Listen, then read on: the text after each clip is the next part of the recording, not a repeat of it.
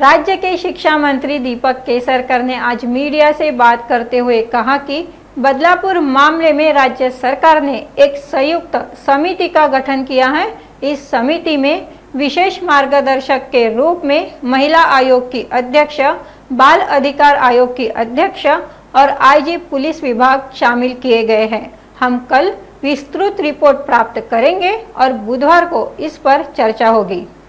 कुळगाव बदलापूरची जी घटना झालेली होती या संदर्भात डेप्युटी डायरेक्टर मुंबई रिजन आणि महिला आयोग आपल्या बालहक्क आयोगाच्या अध्यक्ष यांच्या उपस्थितीमध्ये हा रिपोर्ट तयार करण्यात आलेला आहे। सविस्तर चौकशी केलेली आहे। अहवाल मला आताच प्राप्त झालेला आहे आणि त्याच्यामुळे या अहवालाच्या संदर्भात आता डिपार्टमेंटची मीटिंग होईल आणि एक साधारण अर्ध्या पाऊण तासामध्ये आम्ही आपल्याला या अहवालावर आम्ही काय नेमका निर्णय घेतलेला आहे हे आपल्याला सांगू आणि ताबडतोब त्याचा GR सुद्धा इश्यू होईल। या प्रकरणामध्ये शासनाची भूमिका अत्यंत क्लिअर आहे।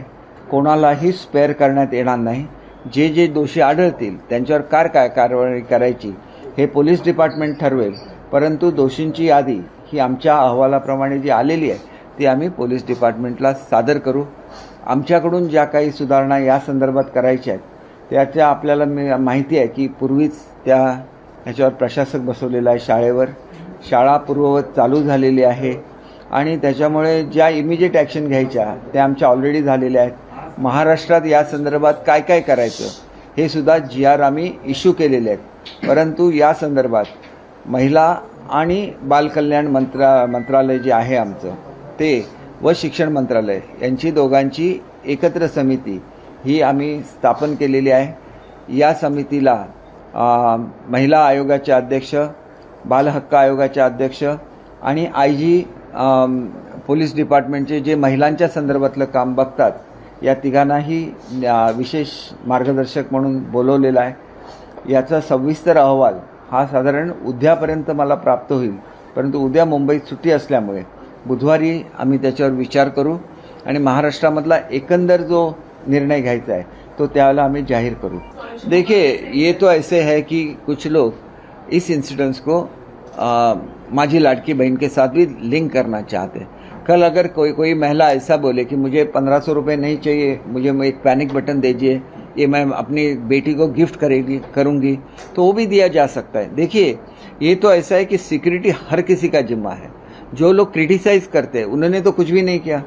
उनके समय में भी बहुत सारे ऐसे इंसिडेंट्स हुए, जबकि मैंने आपको बताया कि जब हम लोग सत्ता में थे तो कंप्लेंट बॉक्स का कंसेप्ट आ गया, ये पैनिक बटन का कंसेप्ट आ गया। बाद में हमारी सत्ता चेंज हो गई तो इसलिए वो पीछे रह गया। तो उसके बारे में करेंगे। जो कुछ कल जो चर्चा हुई उसमें कुछ बदलाव एक्ट में भी लाने हैं, उसके बारे में हुआ, क्योंकि ये जो मांग कर रहे हैं शक्ति, तो शक्ति और प्रेजेंट जो ये थे रूल्स थे, मतलब जो एक्ट रहता है वो एक्ट के प्रोविजंस मैच नहीं हो रहे थे, इसलिए उसको रिजेक्ट किया गया था। क्योंकि ये सेंट्रल एक्ट है और सेंट्रल एक्ट अभी चेंज हो गया है, तो उस एक्ट के को कंसिडर करते हुए जो भी चेंजेस अब शक्ति में कर सकते हैं या तो जो नई प्रावधान हम लोग कर सकते हैं उसके बारे में सोचा जा सकता है। क्योंकि नया जो एक्ट अमेंड हुआ पुलिस एक्ट, उसको उसमें ये चैप्टर ही है अलग से, तो एक एडवांटेज है कि आगे चल के ये कन्फ्लिक्ट नहीं आएगा, क्योंकि ये पहले एक्ट में चैप्टर नहीं था। तो इस सब को ध्यान में रखते हुए बहुत सारी चर्चा कल की कैबिनेट में भी हुई और बहुत सारे कदम भी हम लोग उठा रहे हैं।